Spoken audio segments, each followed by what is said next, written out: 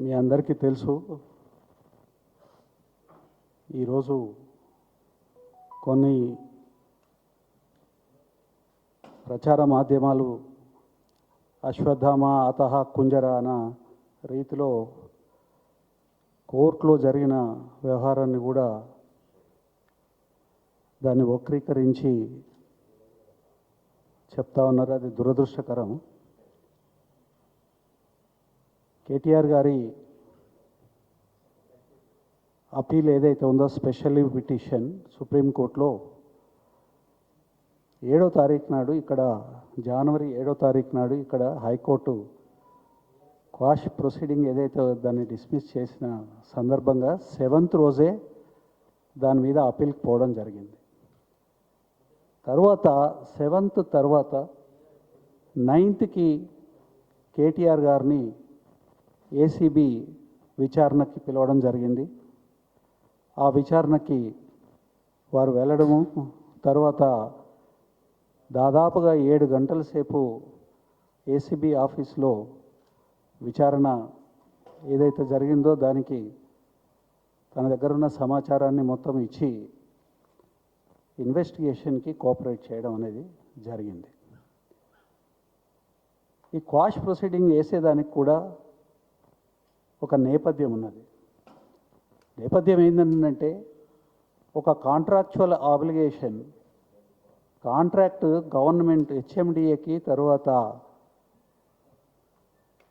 ఈ ఫార్ములా 1 ఏదైతే రేస్ ఏదైతే కండక్ట్ చేసిండ్రో ఆ కంపెనీకి మధ్యన జరిగిన ఒప్పందము, ఆ ఒప్పందము పార్ట్లీ అమలైనది, కాంట్రాక్ట్ అమలైన కాంట్రాక్ట్. అది మధ్యలో ఆ కాంట్రాక్ట్కి సంబంధించిన ఒక పార్టీ వెనుకపోవడము, స్పాన్సర్ వెనుకపోవడం మూలంగా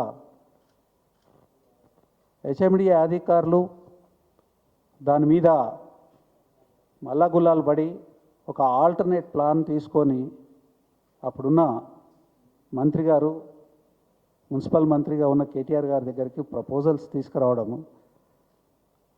ఎందుకు అనంటే ప్రపంచం మొత్తంలోనే 9 నగరాలలో మాత్రమే ఈ ఫార్ములా 1 ఈ రేస్ అనేది జరుగుతున్నది. దాంట్లో 5 నగరాలలో గత 9 సంవత్సరాలుగా నిరాఘాటంగా జరుగుతూ ఉన్నది. ఆ 9 నగరాలు New York, London, Paris, Berlin, Seoul. అది అత్యంత ప్రతిష్టాత్మకమైన ఫార్ములా రేస్ కాబట్టినే ఆ దేశాలు ప్రతి సంవత్సరము గత 9 సంవత్సరాలుగా ప్రతి సంవత్సరము ఆ రేస్ జరుగుతాం. అట్లాంటి ప్రతిష్టాత్మకమైన ఒక ప్రోగ్రామ్ని హైదరాబాద్ ఇమేజ్ని పెంచేదానికోసము, తర్వాత ఈ బ్యాటరీ బేస్డ్ ఎలక్ట్రానిక్ కార్స్ వాడేదాన్ని ప్రోత్సహించి పర్యావరణాన్ని రక్షించేదానికోసము, ఆ రంగంలో పెట్టుబడుల్ని రప్పించేదానికోసము ఒక సదుద్దేశంతో దాన్ని తీసుకొని రావడం జరిగింది. అనుకోని సందర్భంగా కొన్ని సమస్యలు ఏర్పడము, తర్వాత స్పాన్సరర్ ప్లేస్లో హెచ్ఎండిఏ రావాల్సిన పరిస్థితి ఏర్పడము, చట్టబద్ధంగా అధికారులు ఏదైతే సూచించారో దాని మీద వారు ఆమోదం తెలపడం జరిగింది. ఇది కాంట్రాక్ట్కి సంబంధించిన విషయం. ఈ కాంట్రాక్ట్కి సంబంధించిన విషయాన్ని సరే రాజకీయ కోణంలో ఇవాళ అనేకం జరుగుతూ ఉన్నాయి. రాజకీయాలు దీని వెనకాల ఉన్నాయి. రాజకీయ కక్షలతోని ఒక బూటక కేసుని ఇవాళ క్రియేట్ చేసి దాంట్లో ఇన్వెస్టిగేషన్కి రమ్మనంటే ఏ ఒక్క రోజు కూడా ఇన్వెస్టిగేషన్ని కేటీఆర్ గారు అపోజ్ చేయలేదు.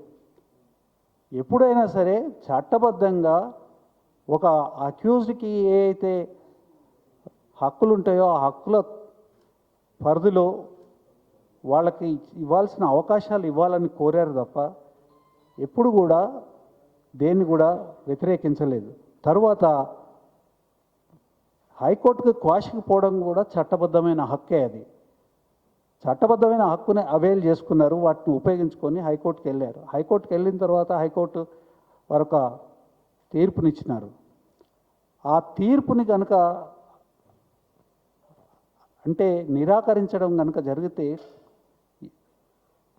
7వ తారీఖు నాడు ఏసీబీ దగ్గరికి పోవాల్సిన అవసరం లేదు, 9వ తారీఖు నాడు ఏసీబీ దగ్గరికి పోవాల్సిన అవసరం లేదు. 7వ తారీఖు నాడు రిప్రజెంటేషన్ ఇచ్చారు, వారు రానియకపోతే 9వ తారీఖు నాడు నేరుగా ఏసీబీ ఆఫీసులోకి వెళ్ళారు. కాబట్టి ఎప్పుడైనా సరే కేటీఆర్ గారు ఒకటే చెప్పినారు, నేను చట్టాన్ని నమ్ముతాను, తర్వాత న్యాయ వ్యవస్థ మీద నమ్మకం ఉన్నది. ఇది ఒక బూటకప్ కేసు. ఆ కేసు విచారణకు కూడా యోగ్యం కాని కేసు అని కోర్టు ముందు పోయి చెప్పినారు.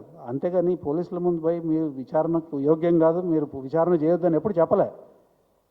అదే క్రమంలో 7వ తారీఖు నాడే వేసినారు. తర్వాత 7 తర్వాత మళ్ళీ 9వ తారీఖు నాడు విచారణకు రమ్మని ఎప్పుడైతే చెప్పినారో ఆ రోజు మార్నింగ్ అంటే 9వ తారీఖు ఉదయమే ఈ కేసుని విత్డ్రా చేసుకోమని కేటీఆర్ గారు చెప్పినారు.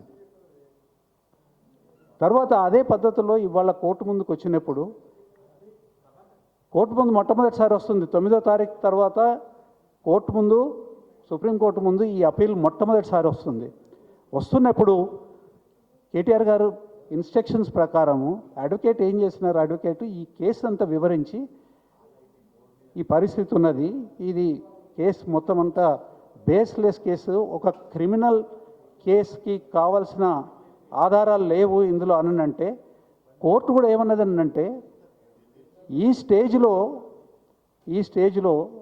మేము ఇంటర్ఫియర్ కావడం కరెక్ట్ కాకపోవచ్చు. దాన్ని ఇమీడియట్గా కేటీఆర్ గారి అడ్వకేట్ ఇమీడియట్గా కోర్టు యొక్క ఆలోచనని, తర్వాత క్లయింట్ యొక్క ఇన్స్ట్రక్షన్స్ని అంటే కేటీఆర్ గారి యొక్క ఇన్స్ట్రక్షన్స్ని బేస్ చేసుకొని విత్డ్రా చేస్తున్నారు. విత్డ్రా చేయడం అనేది కొట్టి పారేయడం కాదండి. విత్డ్రా చేయడం అనేది కొట్టి పారేయడం కాదు. మళ్ళీ ఎప్పుడైనా కోర్టుకు వెళ్ళొచ్చు.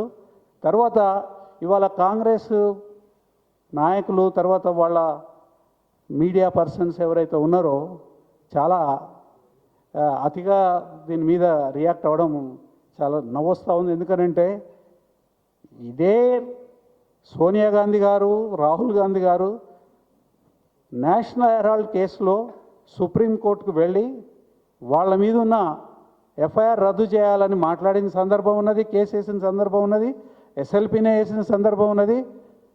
వాళ్ళు కూడా ఇదే పద్ధతిలో విత్డ్రా చేసుకున్న సందర్భం ఉన్నది. మరి వాళ్ళు చేస్తేనేమో కొట్టేసినట్టు, కేటీఆర్ గారి కేసు అయితేనేమో కొట్టేసినట్టు, తర్వాత అర్ధసత్యాలతోని, అబద్ధాలతోని, అర్ధసత్యాలతోని ప్రజల్ని పక్కదారి పట్టించే కార్యక్రమం చేయడము ఇది నిందనీయము. తర్వాత చాలా చాలా ప్రిప్లెక్సింగ్గా ఉన్నది. ఇది ఈ రకమైన ఆలోచనలు, ఈ రకమైన ఆరోపణలు, ఈ రకంగా ఇది ప్రజలకున్న ఏకైక ప్లాట్ఫామ్ అండి. లీగల్ సిస్టమ్ అవతల ఉండి ప్రజాస్వామిక వ్యవస్థలో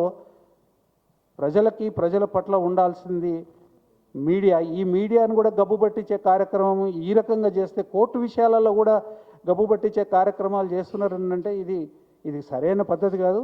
కేటీఆర్ గారు ఖచ్చితంగా ఆయన అనేక సందర్భాలలో చెప్పినారు, న్యాయ వ్యవస్థ మీద నమ్మకం ఉన్నది, ఖచ్చితంగా నేను విచారణకి సహకరిస్తానని చెప్పారు. ఆ కోణంలోనే ఆల్రెడీ ఒకసారి విచారణ జరిగిన తర్వాత మనం కంప్లీట్గా అది కంక్లూడ్ అయ్యేదాకా విచారణకి సహకరించాలనే ఉద్దేశంతోనే సుప్రీంకోర్టులో లాయర్కి విత్డ్రా చేసుకోమనే ఇన్స్ట్రక్షన్ ఇవ్వడం మూలంగా ఈ కేసుని విత్డ్రా చేసుకున్నది. ఈ విత్డ్రా చేసుకున్న దాంట్లో ఏదైతే అంశాలు ఉన్నాయో మళ్ళీ అవసరం అనుకుంటే మళ్ళీ కూడా వీటిని యాజిటేట్ చేస్తారు. అవసరం అనుకుంటే మళ్ళీ దీనికి వక్ర భాష్యాలు జరగకూడదు. అవసరం అనుకుంటే మళ్ళీ కూడా దీనికి ఎప్పుడైనా వెళ్ళాలనుకుంటే అవకాశం ఉన్నది. మెరిట్స్ మీద దీన్ని డిసైడ్ చేయలేదు సుప్రీంకోర్టు, హియరింగ్ కూడా కాలేదు. కాబట్టి ఏదో సుప్రీంకోర్టు కొట్టేసింది అని ఏదైతే ప్రచారం జరుగుతుందో దాన్ని మేము ఖండిస్తున్నాము. అది కరెక్ట్ కాదని కూడా ఈ మాధ్యమం ద్వారా మీకు విన్నవించుకుంటున్నాము.